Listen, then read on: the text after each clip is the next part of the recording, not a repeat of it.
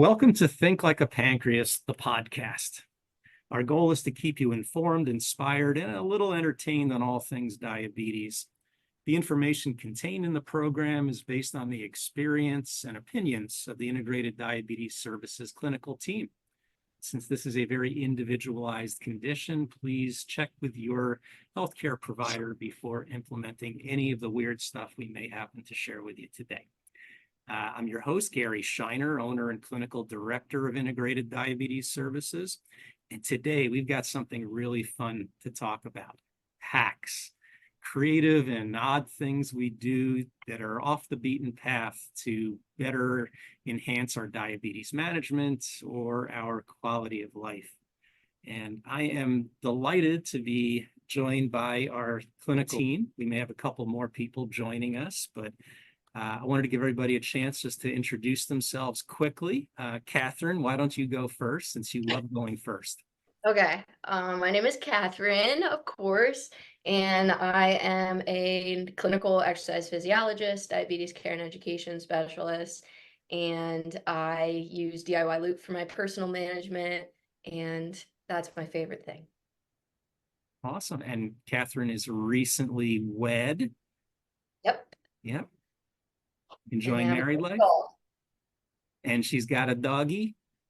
Yep. Her name is Gravy, and I have two great cats, Theo and Gunther, and they're just the best things ever. Very nice. All right, Jenny, give us your quick background. Sure. So I'm Jenny. I'm a registered dietitian and a certified diabetes care and education specialist. I've had type 1 for 36 years. I've used a lot of different pumps. I think I've used almost all the CGMs that have been on the market. I also am a DIY looper. And I work with a lot of clients through pregnancy, preconception. Women's health is really important to me because it's a sort of left out, but it's also very left out in terms of diabetes management and what to expect and what to do. So yeah, that's me. Yay. Yeah. And the reason Jenny's bobbing up and down is because she literally walks the walk and talks the talk. She's on a standing treadmill right now. She uses that most of the time when you're working. How many hours a day do you spend on that? Well, I'm at work all day, different hours of the day, obviously. And some clients I'll walk, and some clients, that I chat with, I won't. But yeah, I mean, I probably walk a good couple of hours a day. Again, not at a terribly high pace. I mean, I'm not like 30 miles a day I'm not getting, but it's certainly more than sitting. Yeah. Which is great. And Dana has one, and Kathryn has one as well. Although Kathryn's, I don't know, it blew up or something this morning, right? I will say that the treadmill is my favorite hack. And it is the days that I am on this walking pad working, I probably get more steps than when I'm not working, which is like the best hack ever. Yeah, I get my hack, if you're not coordinated enough for a treadmill, because I'm not, is I go wobble board. Yeah. My desk. So like you get the core exercise without the actual movement, because I will fall over. Yeah. I would probably fall over more with that than with the treadmill. I think I actually did a pretty good job. We had us close our eyes before, and I had them closed while I was walking. I was amazed that I didn't fall off of it. So yay. So if we hear a loud thud, we know what happened, Alicia. There you go. No, I have to sit down during meetings, or you guys get to watch. It looks like there's an earthquake happening in my office the entire time. So got it. So patient calls and meetings, I have to get stationary. Dana, tell us about yourself and where you are. I am a registered dietitian and a diabetes care and education specialist as well. I am talking to you from Dallas, Texas, and I've got my two dogs next to my walking pad. And I think, I'll normally get maybe 25,000 steps, or, on a high day, and a low day is like 18,000. So, for sure, this is my favorite hack. But I also tell people, make your workspace, if you're sitting all day long, try to figure out a way to be more active. Those chair pedalers are awesome. Dumbbells. I even put walking like ankle weights on, just to sneak it in, something you're already doing. I think that's the best hack ever. Mhm. I had to hire Dana despite her being a Cowboys fan. That's tough. As an Okay, you ego got to hungry stop Eagles with the guy. sports business. It's not personal. I don't mess with you and your Eagles. I don't know. It just doesn't sit well being You know what? We same can still be Zoom friends. meeting with It's fine for you, Gary. It's just fine. I will survive. The hack is there. Somehow you'll find a way. Talk about it. Yeah, somehow Yeah. it's all fine. It's all fine. It's all good. Yes. Yeah, Alicia, can give us deal. your background. I am Alicia Down, let's see, RN, registered nurse, Masters of Science of Nursing in Education, certified diabetes care and education specialist, board certified in advanced diabetes management. My pronouns are she, they. I'm gender ambivalent. I am, I'm a nurse. So my specialties are medical complexity. So folks that have maybe their medical world is impacting their diabetes world, or their diabetes world impacting their medical world, or they're not sure what in the world is going on. And also behavioral mental health. I have an extensive psych background in nursing. And so the two worlds go together quite a lot. And I am, unlike a lot of us here, I'm a tandem user. I don't know if Tavia's, are you tandeming? Are you tubing it these days? Are you still? I am DIY looping it, but There I we go. still have my tandem pump. I am our lone tuber holdout here, mostly because I am also probably our reigning autoimmune queen. My skin cannot tolerate pods. So I will I'm be over here. Mobying after I get back from the ADA meeting. And I will be jealous because I want to That's- Moby so bad. Well, Don't you give me the can- demo. can I borrow might it. not let it go. I You might wear think it you'll forever. find some hacks with Moby. I don't know what kind of hacks you're gonna find, but I already have a Moby hack. I haven't even gotten to use it yet, and I already have one. Me too. Hold that thought. Hold that thought. And Alicia's in the Philly suburbs, way Yep. out. So I am currently 30 feet from Gary. So I'm here in our Philly office. I live about 45 minutes way out. It's not like in buggy country. I'm like the last SEPTA stop on the line. Like just Yeah, because you're I'm in not, the- just because I can't bike into the office doesn't mean I'm like in the boonies. Gary You just are acts the- like I do. In Philly, like if you can't walk to a good cheesesteak, that like you live in no man's land. But This is I'm the correct. office nerd. I'm the one with all the nerdy toys in office. Here and at home. Cool. And, All right, Tavia. I'm Tavia Vital. I'm a registered nurse and certified diabetes care and education specialist. I've lived with type 1 for about 1 million years. So I've got I own the crown You are of so old. longest living person on our Million team, years. or not longest living, longest time lived with type 1 diabetes so far on our team. How about that? That Wait, works. how many years is it? 1 million. a million. I mean, 1 million's a 40. whole lot. 43 this year. Oh man, I have not been. Oh. alive. By 4 years. I wasn't gonna say it because then I'm at least older than, right? Like, oh well.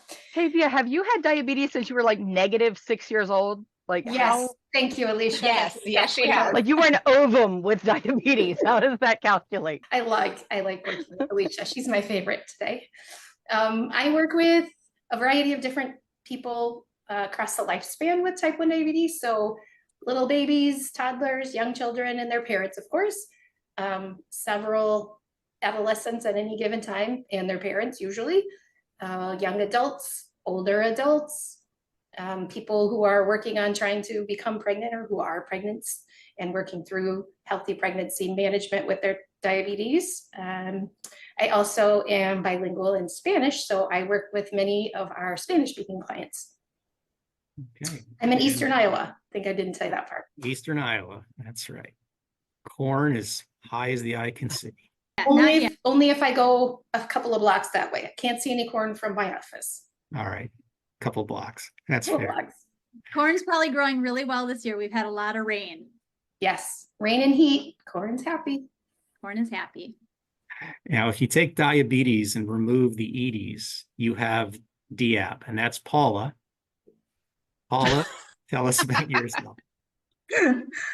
Yeah, my name is Paula. I am a family physician and diabetologist and a registered or certified diabetes education specialist. I spend some of my day working working with the IDS team online. Some of my day is seeing patients mainly with type 2 diabetes, but who are almost all on insulin. And I also treat obesity, and I don't hold a grudge against Gary or Dana because they actually support baseball teams, not cricket teams, and football teams, not rugby teams. True. Can't have it all. You got to tell the folks at home where you're from. Say again, sorry? You got to tell the folks at home where you're from. I'm from South Africa. Did I miss that out? You Sorry. didn't say that. Oh, sorry. I'm from Durban in South Africa, and it's currently winter. So it's dark here already. It's 6 o'clock in the evening. And I actually have a blanket wrapped over me because it's quite cold this evening. Oh, Oh my gosh. heat While wave. everybody is So I'm like an sweating old granny, bullets something with no in blankets. the United States. Yeah, I just want to point out that it's hotter in Pennsylvania than it is in Florida. So Yeah, rub it in. Yeah, we don't Yeah. want people to think you were from like Tennessee or Boston or something, Paula. That would be terrible. We wouldn't want that. No. So Kristi just joined. Kristi, tell everybody a little bit about yourself. Hi, yeah. My name's Kristi Paggio, and I am located in Grand Rapids, Michigan. I am a therapist. I'm a mental skills specialist. I do coaching and therapy for people with diabetes across the lifespan. And I've worked in the endocrinology field for 15 years before going into private practice. The average age ranges that I work with are mostly adults, but I do have some kiddos that I work with type 1. I'm really picky about that. And older adults as well, living with diabetes. I myself have lived with type 1 I just had my 24-year anniversary with it this month. I'm a looper, and I'm also I'm involved with other diabetes communities too, around the country, but integrated is one of the favorites. Yeah, I mean, Kristi, provides therapy and coaching services for people with emotional and mental health concerns. And our other clinician, Anna Sabino, couldn't be here today. She was looking forward to this, and she shared with me some of her favorite hacks. If we have time, I'll share those with everybody. Hacks are interesting, and I think the reasons we need hacks in diabetes is because number one, the people who design the devices that we use are usually a bunch of engineers who don't have diabetes, and they don't get what it's like living and using these devices. And if by some miracle they actually develop something that really does work well, then the FDA won't approve it because somebody might, hurt themselves, stub their toe or something, and we don't get to use them. So we have to get creative, living with this disease day in, day out, year after year. We come up with some creative solutions to some of the common challenges that we all face. Now, I do have a special prize. You can see it back here. 41 pounds of glucose tablets goes to whichever clinician provides the most creative hack today. Yeah, we've got a lot of glucose tablets here in the office. Not because we're going low that much, but we just like giving these away. I was just going to say, maybe you have that because we don't go that low that much. That's right. We prepared. No one uses them. That's right. We have had those for years. Right. Great. They don't spoil. These things, they'll survive the next ice age. They sort of get a little bit Moldy. crystallized though. They don't get moldy. Yeah. They sort of get the sugar crystals start The crystallizing. color of it. Yeah. It's like Yeah. whatever the not ice burn, the freezer burn, it's like a glucose burn. Yeah, they get like little polka dots, like the artificial coloring kind of like does the thing. Yeah. Yeah, Yep. 1,000 years from now, the Earth's going to be covered with two things: cockroaches and glucose tablet tubes. That's all that's going to be left. No, and Lancets Delicious. for finger sticks. Oh yeah, Those Lancets. two. And they'll all still be sterile and ready to use because we never, ever, Nobody's used them. ever changed. Does anybody have a hack related to low blood sugar or hypoglycemia in some way? I do. What do you got? So mine's around physical activity and the heat. So if you're going to be outside mowing the lawn, doing some gardening, I always used to get stuck midway through and then start going low. And then my low brain would rationalize, I'll just finish this thing and then I'll go in, which then by the time you treat, it's so low. So my hack is to, if you know you're going to be outside working on a project, bring your stuff with you. Bring whatever you treat, Gatorade, glucose tablets, glucose gel. If it's hot out, try to have liquid with glucose or sugar in it. And then you don't have to stop working. You can chug and mow at the same time if you need to. A beer hat with Gatorade in it. Whatever works. Oh, I would mess up my tan, but sure. Speaking of Gatorade, I didn't even realize how great it was until I started sharing it with people, and it just was like the best thing I've ever told them. So if you go on Amazon, you can get like little mason jar things and put a cap on it. You get Gatorade powder, scoop the Gatorade powder and put it in, so you can get highly concentrated Gatorade with a very small amount of water, so it's not sloshing around in your stomach. And it tastes still a lot better than glucose tabs, glucose gels, especially for runners. Great option. Hmm. And Oh. an additional hack to that would be if you are like me and you grew up with a mother who saved all the possible packaging that could be reused and repurposed for something else, you can save the glucose tablet containers, put in the powder, and then you've got your container already and it's identified as a low glucose treatment for you. So you don't even have to label it. And they're pretty easy to obviously put water into. Shot and shake and down you go. That's what I do. Exactly. The other Well, if you're a runner, those mini little bottles that you put on your belt, those are the perfect size for glucose or for sugar water. Yeah. Yeah. It actually goes along with a hack that I had for lows, which is liquid tends to, for most people, get absorbed faster or better for lows than chewable or edible types of things. And an additional one to that, if you have access to some warm liquid, that can also get absorbed much faster. So even at home, putting some honey in some warm water rather than just using jelly beans, that can actually bring the low up faster as well. So that's one of my hacks. My low What I hack find is really nice. Sorry, Alicia. my low hack is especially if you're on an SGL or a GLP-1 or you've got gastroparesis and things are like, or you're really stinking full, like you didn't time your insulin well, or you eat a whole lot and then you're really active and your gut kind of pauses and your insulin hits and you're crashing. Anything that's going to make your gut not absorb your low treatment as fast as you would like. Chew up your tabs, grab your gel, whatever, hold it in your mouth for a little bit, hold it on your tongue, hold it against your cheeks. You can actually start to absorb a little bit of that glucose through the buccal mucosa, under your tongue, through your cheeks, straight into your bloodstream, and get that little bit of glucose.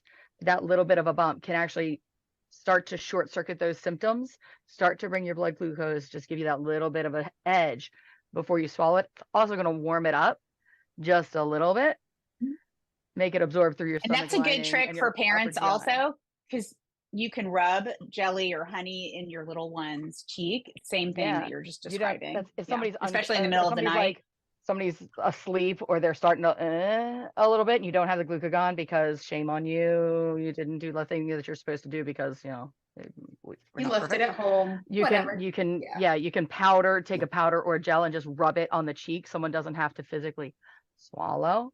Don't waterboard somebody with glucose gel, but you can smear it on the cheek and it will absorb while you're waiting for the EMTs to get there. It'd be a fun contest to see who can stuff the most glucose tabs in their cheeks. Really. We need to do Your that. You definition can start of with fun it. You start, Gary. is so Start. crooked. Yeah, Right. not my idea. Well, and I also think, we have to mention microdosing with glucagon is a great hack, since that's not, out in the open, FDA approved, but we all on the team have experimented with that and found really good success. Yeah, so the new, let me see if I have one of the Xeris vials. And this And is, even if you don't have a vial, you can buy sterile vials. You can even buy them on Amazon. now. Amazon. Yeah. Best, So- yeah. Yeah, buy a sterile vial, inject that pen into that sterile vial, and then you can pull it out. Right. Yep. Yeah, so You, th- you this can do is, your auto injector, or you can get the pre-filled syringe and It's just put called the the whole pre-filled Gvoke. syringe and then pull it out. Evo kit. Well, that's the pre-filled. Yeah, Yeah. the vial that And- comes in here has 20 units basically of liquid glucagon. And Units as injecting drawn up in a U100 insulin syringe, just to clarify. Right. standard Yes. insulin syringe, draw up 2 to 4 units. And it's pretty effective for preventing lows during exercise. Mhm. I Just find it keeping- amazing before pickleball. I know that sounds crazy, but pickleball is like challenging for lows. So Mhm. the little bit, for me, it's 3 units. Perfect. Yeah. And speaking of the syringes, one of my favorite hacks to teach patients, especially those who are on pumps, and you need backup because you never know where you could be, where you get some kind of alarm, an occlusion, or your infusion site pulls out. These things happen. You need to have a way of giving yourself insulin until you're home and can do a proper pump change out. So rather than carrying around a pen with insulin or a vial with insulin, because those go bad over time when you've got them at room temp, I teach people just to carry an empty syringe, and even better, get a syringe that's individually wrapped. I think who made these? I forgot what company. Well, Can-Am distributed these. But having a syringe, you can draw insulin out of any pump. You just have to put your needle in where you inject the insulin or into the cartridge itself and draw out. You can give yourself insulin every hour, just equal maybe to your basal rate, half a unit an hour, a unit an hour, and keep yourself going at least until you're home and can do a proper change out. That way you don't have to lug all this stuff with you for changing out your sites. Just having an empty syringe can save you from running into a lot of problems. Here's my hack that I build on that. I carry a little more stuff because I have myself and my oldest son also has type 1. So I've got my insulin vial and a little rubber wrapper thing. So if I drop it on the tile or the cement, it'll bounce probably. And I've got 2 empty syringes on a good day. Sometimes there's only 1 in there. And I have my low treatment of choice, which is Smarties that I buy in bulk, all in one handy, brightly colored so I can find it to go bag.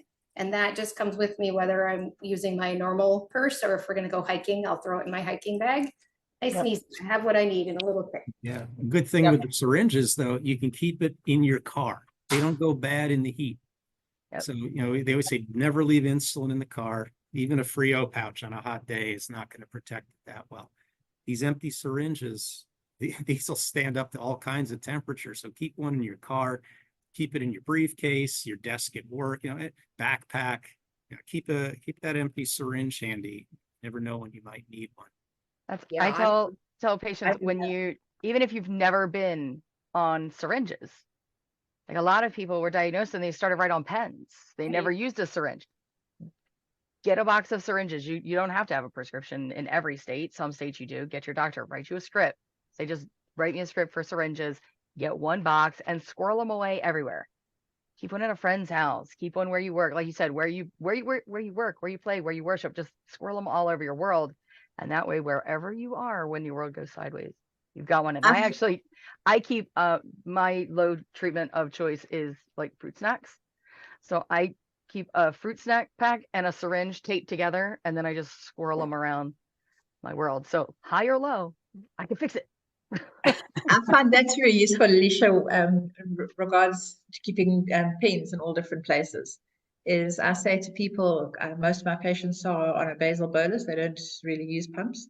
So I say keep your breakfast and dinner pen you can use the same one at home, and then have a separate pen that you have at work that you use to inject yourself at lunchtime. So you're not moving pens backwards and forwards all the time. You've got some at work, some at home, some at a friend's house.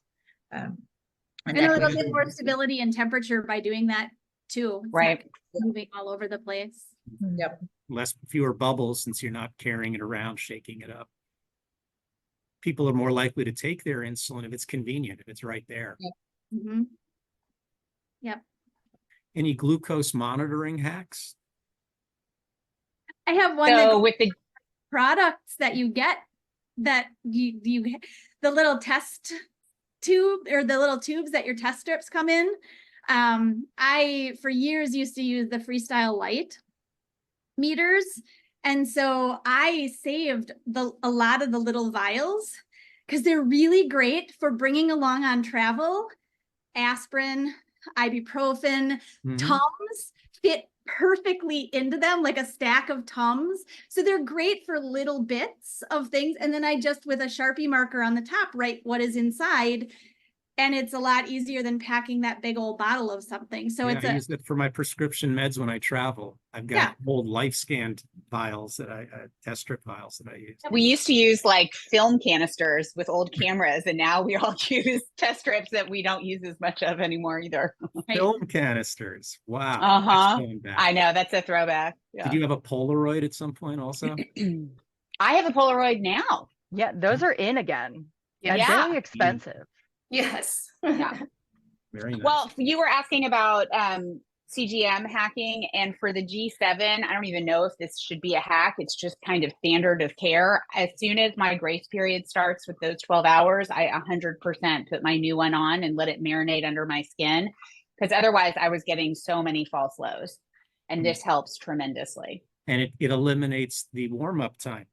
You know, when No you warm don't up cancel time. your old sensor until your new one has been on for a while, and then it works immediately. No time without data. Yeah. And they used to call that the wedding time. I remember with old CGMs, it used to be what we were told to do that. I don't know why they stopped telling us to do that. So yeah. Well, I think, now with the size that everything's so much smaller, people don't mind wearing 2 CGMs along with their pump site, but it used to be so much more cumbersome. Yeah. Yeah. Remember when we used to do finger sticks a few times a day, and it would be like 6 hours between knowing what our blood sugar was? Now 30 minutes is too long. We can't go that long without. I never did that. Remember when your fingers weren't this color? Yeah. Like, oh my gosh.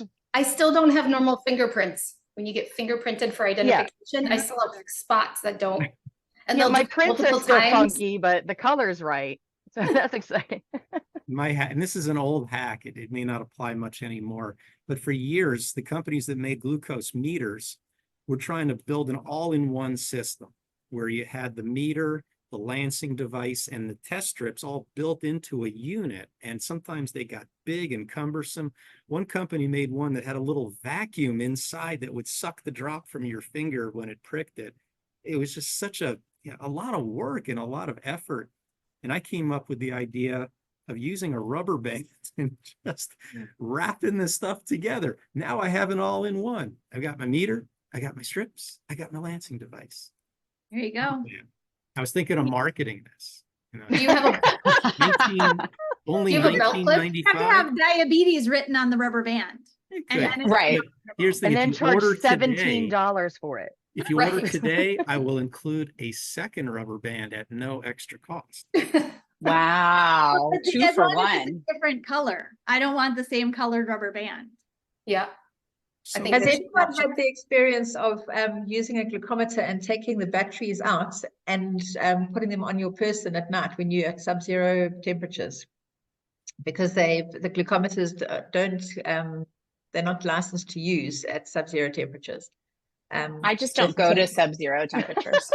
Sometimes I don't it's high sleep in and sometimes sub-zero like that. temperatures. But How do you can keep take- yourself alive if sleeping in sub-zero temperatures?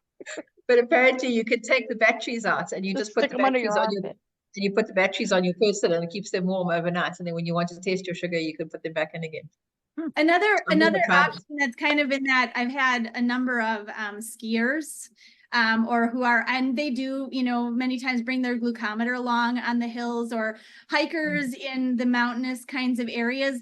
And what I usually recommend doing is taking one of the mitten, like you put the warmers in your mittens in cold weather. You just take one of those mitten warmers and you pop it into the little pouch for your glucometer, and it doesn't overheat it, but it keeps it nice and warm instead of freezing. So then you don't even have to take the I also love, for that same hack, baby socks are like the perfect size for all of that. And everyone has like a stray baby sock that never has a match again, and perfect. Yeah, when I first started looping, you know, it wasn't workable with Omnipod. You had to use the old Medtronic. Yep. Which many people still do, but I would like to wear my pump like in my bra.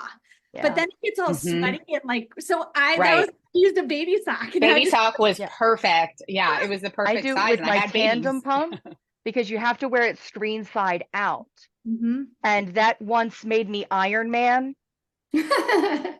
And I was at church talking to my pastor and it lit up Low. and it was mortifying because my pastor suddenly was, No, he was like, you were blessed. It all worked out for you. I was just talking to the man and couldn't understand why he couldn't take his eyes off my blouse. And then I looked down and realized, so now if I do have to wear my pump there, I put it in a black baby sock. So it keeps everything nice and I like not the Iron Man. Iron Man. Anyone have a nutrition related app or a food or not app hack that they've come up with? I have one when I'm eating out. So we all know like bolus timing and trying to pre-bolus. And we try to zhuzh it and get that timing in right. But we've all been at a restaurant where like we walk in and it's crowded and we're like, we have no idea when my food hits the table. I am not risking this. I know I need a 25-minute pre-bolus on this, but I am not risking it because I have no idea when my food's hitting the table.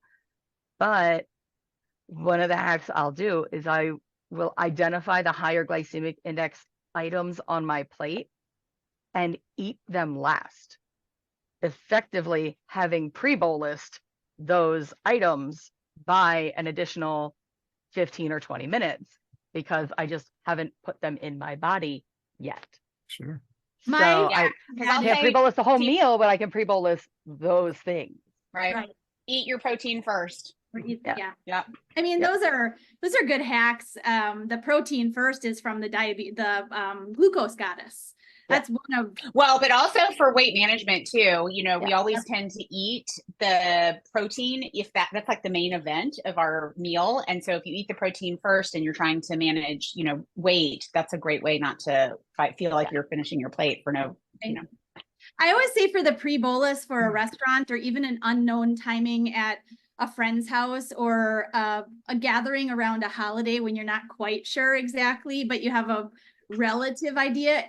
Most people, and this even goes for kids or parents of kids, have an idea of about how much they're typically going to eat. And I say, you know, if your typical meal at a restaurant is 50 grams of carb, even if you pre-bolus 5 to 10 of that, you've got something started. You've got something. And that's also if the meal is delayed and they break all your plates on the floor and have to start over, that's a pretty quick and easy coverage rather than having to eat another meal and then not being hungry and having to bolus again for later. Yeah, I call that the down payment approach. Yeah. Nice. Yeah, adults can do that too. They can bolus for half of what they think they're going to eat ahead of time, even if they're not sure how much they're going to have. Yeah. You know, when I'm teaching carb counting and carb estimation, we teach a lot. My favorite hack is just using your own hand as a measuring tool. A slice of pizza the size of an adult's hand is usually pretty close to 30 grams. You know, most adults' fists are about a 1 cup portion, and you can convert a cup of anything into grams of carb and be reasonably close, and find that works really nicely. And my hack for pre-bolusing for especially for teenagers or kids that are just starting to learn about that aspect is to focus on blood sugars. So your blood sugar is 180, drop the last number of that blood sugar, and then the pre-bolus time is 18 minutes. And just to kind of start getting little ones and teenagers who maybe don't want to think through, you know, glycemic index and all of that, that to me is a great kind of game hack. I mean, it's not fun, but it's, you know, better than talking about the glycemic index of teenagers. Who doesn't like a good sandwich? A long sandwich, you guys call them different things, different parts of the country. Here in Philly, they're hoagies. What do you call long sandwiches where you are? Sub. No I'll heroes? fill in for Anna and say grinder. Yeah. Paula, what do you guys call long sandwiches? Subs. Okay. Well, different names. Grinders. But 8 grams an inch. Quick and easy way to estimate the carbs in a hoagie hero sub grinder. 8 grams an inch. And another easy That's sushi rolls too. That's what I was going to say. for most adults, between where your wrist is and the top of your tall middle finger is usually somewhere between about 6 to 8 inches. So if you put that on top of a roll or a big bun, it's a nice visual for that hack of about 8 grams per inch. Good one. Yeah. Now, Anna, speaking of her, she had an interesting hack she wanted me to share. And this is specific to pump users who are using tube pumps. She said that before she goes out anywhere, she puts a second infusion set on her skin, just in case her site fails or pulls out accidentally. She can just take her tube, connect it into the other one, and she's ready to go. Or at least have an extra one in your bag. Yeah. Right? What I'm guessing when Anna does that is when she's going to go participate in her really, what's the word I'm looking for? Really intensive sporting activities, her physical workouts that she's doing. A Tough Mudder. Yeah. Yeah. Just CrossFit. Yeah. Yeah. Kristi, did you Well, have that's kind of, did you have any hacks? I was just going to say, if you're changing shorter, then a hack for at least insurance coverage for supplies is that you tell your insurance company that you're changing your supplies every 2 days instead of 3, so that you have extra supplies to do that. Great. Yep. Great one. Yeah, for me, I love hearing everybody's little hacks. The one that stood out to me the most is the syringe piece. So I recently attended a conference and thought after my busy working day before I traveled across the state for this conference that I'd thrown a pump site in and had not. But because I had syringes everywhere, I was able to do the hack with the syringe to get me through the next 12 hours until I got home. So those are hugely helpful. Does that mean I win the 41 pounds of glucose tablets? They're all yours, Gary. I think, well, let me let the group. All yours. I've been stuck with them all this time. What am I going to do with all that stuff?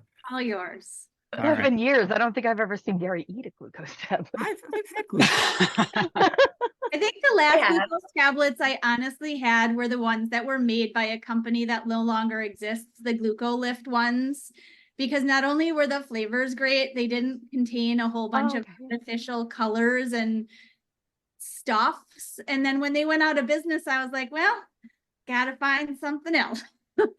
The only ones that the fruit punch flavor, the only ones I was gonna say, I was like, now that you held that up, I have heard that rattle sound come from your office. Yeah. I mean, I keep it here for in case patients go low while they're here, but yeah, I need them sometimes too. It's usually pretzels.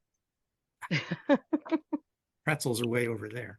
Well, it's a good quiz question on this hack in terms of glycemic impact. I know one of the questions on our carb counting, or it was one of those advanced carb counting kind of things that we put out. It had a question of which one is going to hit your blood sugar the fastest based on glycemic index. And I think it was, there's glucose tablet. No, maybe it doesn't include glucose tablets. I think it was saltines, regular soda, chocolate, and juice. I think those were the 4. And the one with the highest glycemic index, and most people get it wrong, is saltine crackers. Right, but I don't want to treat Lowe's with saltines, but I mean, everyone who's ever been to like a fish restaurant, they have saltine crackers on the table. Yeah. You know that's going to skyrocket your blood sugars. I don't know if oyster crackers are as fast. They probably They are. Yeah. Because it all dissolves, like what Alicia was saying earlier, it all dissolves in your mouth before it even hits your gut. All right, so we have hacks to bits. Anyone else have a really creative hack they wanted to share before we wrap up? I've got some like seriously not FDA approved hacks. Yeah, that's what I was. Those are the best ones. I've got any and all representatives tandem diabetes, please. Just Turn down the watching volume now, please. I will deny it to my grave. My favorite hacks are the ones that let me get away with just living my life and dealing with diabetes later. So my favorite ones and I am that person that drives until the fuel light comes on. And my new car actually tells me like you have 34 miles left until you run out of gas. I drove until it got down to 3 the other day. I was very proud of myself. So my favorite is when my pump goes off and it says you're out of insulin. My first hack is that if I go in and just tell it load and just go to the first screen, I don't have to do anything, but it shuts up. So now it stops beeping at me. So it's like 4 o'clock in the morning and I just go, shut up. I just go to that first load screen and just let it sit there because I'm not going to go into DKA between now and 5:30 when my alarm goes off. I'm okay. And I can go back to living my life or sleeping for like a safe amount of time. And from there, my next favorite hack when I run out of insulin in my pump is that I inevitably will run out of insulin when I get to a restaurant. Or I look down, I've got like 2 units left, and this is not a 2 kind of restaurant.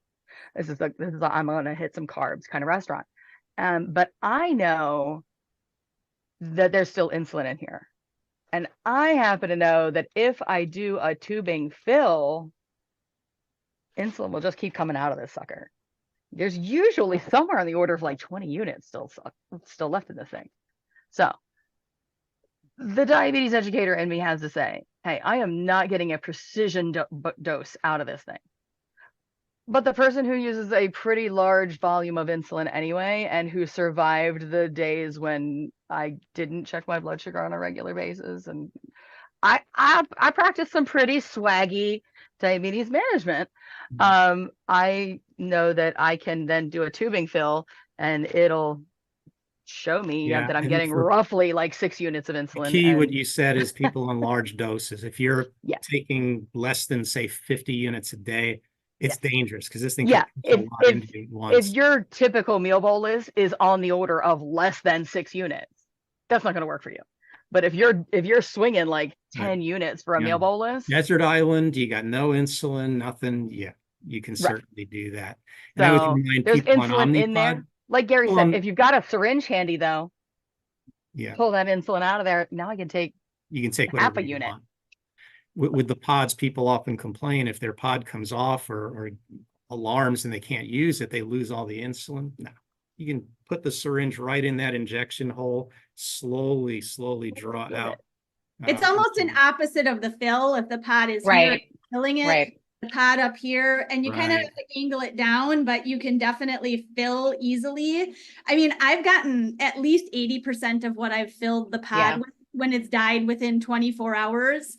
That's a leftover insulin after 3 days. I would let it go in the trash, but for sure if it's soon. And it comes out like sudsy and like bubbly. I mean, flick it out, let that syringe sit for a little while. It's all going to settle out. Flick that air out and you're good to go.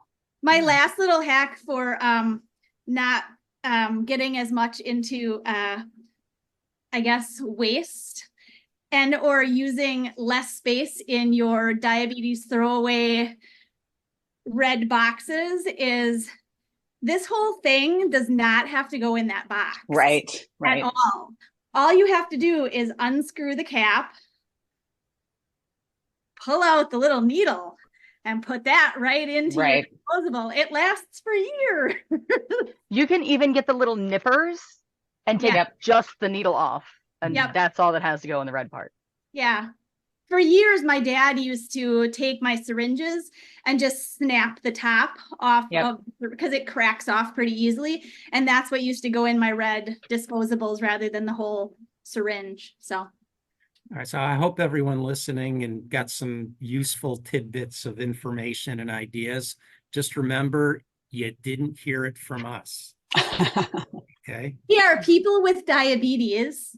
Right. Giving you what can work. Yeah. Take nothing of this as medical advice. Check with your medical caregiver. Absolutely. All right. So I want to thank everyone for joining today. On behalf of Think Like a Pancreas, the podcast, I'm Gary Scheiner. Have a great rest of your week.